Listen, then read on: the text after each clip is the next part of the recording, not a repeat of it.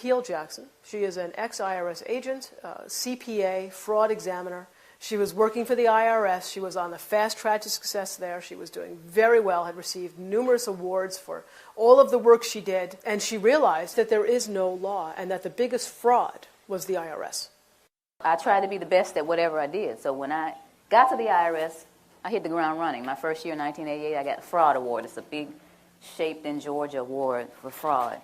But I got numerous awards, and my biggest one is from the IRS commissioner himself back in 1995. It was Fred T. Goldberg. One of the things that I wanted to tip you off on as far as what the IRS does before I get into the story, they had, I don't know what they're doing now, but they had what's called a Market Segment Specialization Program, or MSSP. They would take different market segments, like ministers, and try to figure out how much money you were underreporting. Let's take beauticians, for example. I'm going to audit her beauty shop. She owns the shop, and she has some people working there. Based on the assumption that the IRS has that people don't report all of their money, but they like to put all their expenses on there. So granted, all her expenses are on the tax return, and I figure out how many bottles of this and that she bought, I can calculate a dollar figure. So I'll tell Sophia, after it's all over and we're buddy-buddy, I just shock her, and I say, well, guess what? It looks like, based on my calculations, that you really brought in $80,000, but you have $50 on the tax return. So here, you owe the IRS back $30,000. What would she do? She would sign off on it. I only had 2 cases in 7.5 years where somebody actually bucked at me. People are so afraid. The government and the media have gotten you guys so afraid of the IRS that you don't even buck them. Now, mind you, she might have left some money off. Maybe there was several times where she just didn't report the cash. And maybe that's why. Maybe she has no idea how much she, quote unquote, underreported. Maybe that was it. But they always acquiesce. They got one, anybody own a laundromat, they have one that will calculate based on your water bill how many loads were washed at your laundromat. And the point to all of this is what they do to people, and people just acquiesce to it. When I quit the IRS in 1995, and after maybe a year of being Jim Cleaver and realizing that that was just not me, I hung my shingle, which in accounting terms or business terms is you start your own business. Now, you know that picture of Uncle Sam, the one that says Uncle Sam wants you? I used that same picture, and I had it really big, and I says, Uncle Sam wants your money, but I'm a former IRS agent. I'm going to show you how to get it back. You know, the people came running. And then these people start coming to me saying, I keep hearing that we're not supposed to pay tax. Or I keep hearing that the tax law is a fraud. And like I said, I was raised differently. I never would look at that person and say, you're a cuckoo. I wouldn't even think it. It was like, okay, you know, in this back burner back here, I would think to myself, okay, there's some people out there that actually think that the income tax doesn't apply to us, or it's a fraud, or it's being misapplied. But I didn't do anything about it because, remember, I'm rolling around with my little businesses and whatnot. So one night maybe in early June, one of my pastor clients called. It was night. It was about 9 o'clock at night. And she said, you know what? I think it was maybe a Wednesday night, after her Wednesday night service. She said, I've got this parishioner that just keeps bugging me about this income tax. She's talking about that we're not liable for the income tax, and she wants to talk to you. Can I give this lady your telephone number? And I said, okay. So maybe about 10 minutes later, this lady called me. She said, I have a question for you. Are we supposed to pay income tax or not? And I said, okay.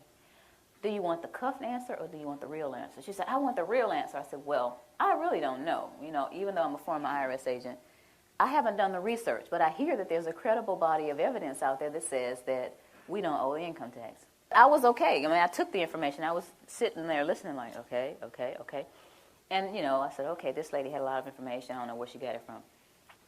So a few weeks later, she called me again, and she said, Miss Jackson, remember that information I told you on the phone? It's in the USA Today. Pull it up on the internet. Okay, so I got the USA Today. It was July 7th, 2000. And it says, Dear we the people, most citizens are not required to file an income tax return. The 16th Amendment to the Constitution is a fraud. And if you file, you waive your Fifth Amendment rights. I said, okay, that's some of the stuff she was saying. Now, this is a lot of reading. But I kept reading because I was very interested, you know, being a CPA and into fraud and all that. I wanted to see what was going on. So here in the third column, it says, no one has been able to collect the $50,000 reward offered by Bill Conklin. to anyone that can identify the section of the Internal Revenue Code that makes a typical worker liable for the income tax. I'm serious about winning is $50,000.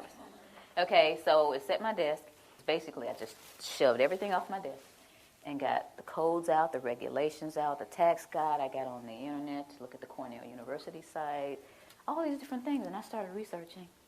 And 2 weeks later, I said to myself, oh my goodness, we have a problem here. It doesn't look like I'm going to win this money. And I was sitting there at my desk thinking, this thing is a fraud. 2 weeks it took me to sit there and realize that. I didn't just look at the positive, I looked at the negative, I looked at the IRS site. All these things are going on. This thing is a fraud. Being a CPA and a former IRS agent, I sat there at the desk, I was by myself, and all these thoughts started going through my head. The first thought was, now I'll finally open up the codes and regulations. Because see, at the IRS, they trained us with these little guides. We didn't use the codes and regulations. We would get one of these, and you would have to read it, understand it, and pass this little test. And all these little guides that I got, I read them, and I made A's on all my tests. And I thought, and I guess the rest of the agents in training thought, that the information that was in here was the same that was in those thick codes and regulations. But it's not necessarily the same. The things that are in these training manuals are not necessarily the same thing as in the codes and regulations. I learned that in my studying. In the time that I was doing the research, I also learned about the pocket commission.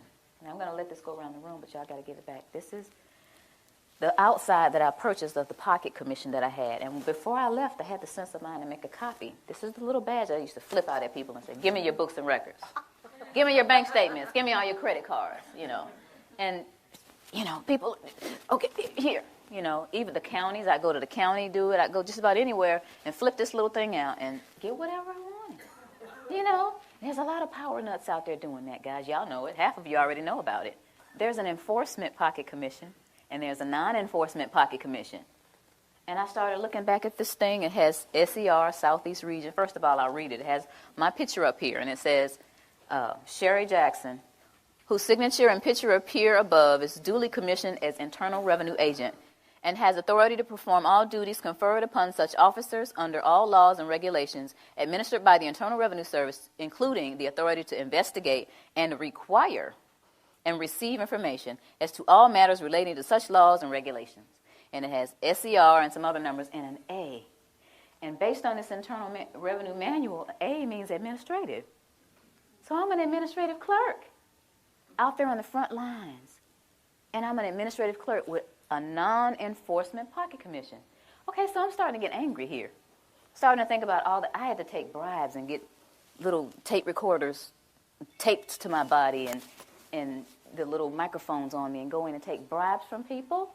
But, thinking about stuff like that, what they got me out here, and I'm thinking I really have authority. And this is administrative, non-enforcement pocket commission. That was one of the other things I thought about. And then I thought about, and I found out this is another issue, a levy versus a notice of levy. This is something that I didn't deal with a lot because I was an agent and I just assessed the tax. I wasn't a tax collector. I just assessed it. So this is a notice of levy. And someone said, hey, this is a notice of levy. This is what the banks get or your job or whatever.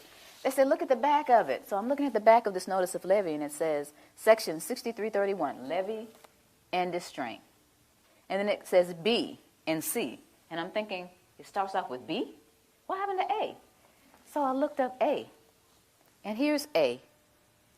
And it says, levy may be made upon the accrued salary or wages of any officer, employee, or elected official of the United States, the District of Columbia, or any agency or instrumentality of the United States or the District of Columbia by serving a notice of levy. I'm thinking, but that's not most people. That's not the person that works at AT&T or Bell South or Coca-Cola. That's not most people. Aren't people noticing that the A isn't on here? Aren't they curious about it? Why are they doing this? All this is going through my head during this period of time, then I'm realizing that there's a rat in the camp. That's what I call it. But this is the straw that broke the camel's back. The Federal Reserve is not federal. How many of you did not know before today that the Federal Reserve isn't federal? If you didn't, don't be shy. If you didn't know before today that the Federal Reserve isn't federal, raise your hand. Most people don't know that. 9 out of 10 people that I asked off the street don't understand that the Federal Reserve is a non-auditable private banking cartel. They are collecting $36 million an hour in interest from the American people. $36 million an hour in interest from the American people. My children, my two children, were born $86,000 in debt based on the national debt. Now, why am I going to take away from those children to give to somebody that is going to be born in 2030? That's not going to happen. So that was my decision. It was very easy. You know, you think about stuff like fear. Oh, the IRS is going to get you. They're going to take your stuff. That's not important to me. Stuff's not important to me. My children are important to me. I'm one of those mothers that will roll up her sleeves with one leg and try to whoop you if you mess with my children. And I think that a lot of mothers are like that. So this is what my decision was. And I went on and started educating people. One of the things that people asked me once I made this decision and started talking about it, how are we going to run the country without the income tax? I don't know how much Dan got into it, but the Grace Commission report that Ronald Reagan put out in 1984, says that none of the money collected in income tax goes towards running the country. But the bottom line is it's not going towards running the country, so you patriotic people out there, you've been fooled. Beardsley Rummel, he was Federal Reserve Chairman back in 1946, did a speech before the American Bar Association. The title of his speech was Taxes for Revenue Are Obsolete. Within the body of this report, he says that the taxes, the income taxes for redistribution of wealth. What is redistribution of wealth? What is that? That's taking from me that I've worked hard for and giving it from somebody else to somebody else. Shouldn't I have the right to redistribute my wealth if I want to? Another question that they ask me is, how come I haven't heard this on TV or on the radio or in the newspaper? Well, sweetie, the simple answer to that is the same people who own the television stations and the newspapers and the radio stations are the same people who are involved with the Federal Reserve. And here is a little statement that says that it only requires 5% ownership to significantly influence the media. Rockefeller is one of the original shareholders of the Federal Reserve. As early as 1963, the House Banking Subcommittee reported that Rockefeller, through Chase Manhattan Bank, controlled 5.9% of the stock in CBS and the bank and gained interlocking directorates with ABC. I went all the way through high school, all the way through college, all the way through testing for the CPA, and all this IRS training and didn't hear about any of this. You think they want this information out here for you guys to eat up and chew up and find out what's really going on? I don't think so. Now, another one. Why don't we just tell our elected officials about this? And to make a really long story short, the We the People Foundation, the same people that put out this ad, put together a hearing. And these 40 researchers were going to ask the IRS and the DOJ these questions, and we're going to have this big meeting in Washington called the Truth and Taxation Hearings. Okay? So we got together with 537 questions. So we sent them the 537 questions so they could research and have the answers, and what did they do? They reneged on coming. They signed off on it, but they reneged on coming. So you all didn't get to hear the truth. We went on and had the hearings anyway, put it on CD, marched around Washington, giving it to all 535 congressmen and senators. Please look at this information. We got stupid responses back like, thank you for visiting our offices in Washington. The next time you come to Washington, please visit us again. They don't care. Your presidents don't care. Another one that they ask me, or they'll say something like, well, this just sounds like it's some kind of conspiracy theory. Y'all hear that a lot? Okay. But tell me this, what's the difference between a conspiracy and a strategy? Don't you understand that this is all by design? All this black, white stuff. You're white, I'm black, you know. You're a Democrat, I'm a Republican. You know, y'all heard of divide and conquer before, right? Why y'all letting them do it to us? While I'm sitting up here arguing with this man about what his great-great-great-granddaddy did to mine, there's this big old fence closing in around us. And while I'm sitting here wasting time and he's sitting here telling me why he doesn't know, we need to put our heads together and figure out how to get out of this fence that these people are building around us. Am I right? Yeah. That's what we got to be. Divide and conquer, we can't let that work anymore. It's been working all these years.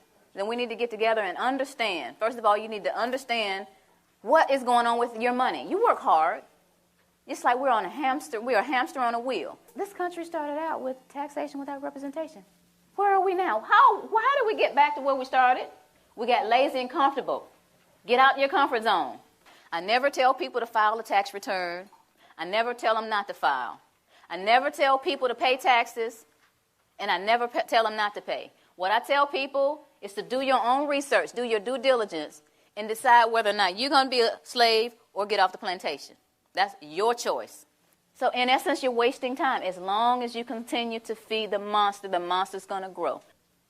They're going to laugh in your faces. Any kind of cause that you have, anything that you're trying to do in your life concerning getting things back on track with our country, the way it's supposed to be, you're going to get laughed at because you continue to give them the money to do whatever it is they're doing to us.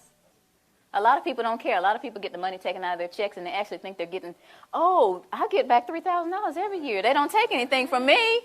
I say, sweetie, look at your W-2. They took $14,000. They gave you back $3,000 of your own money. Oh.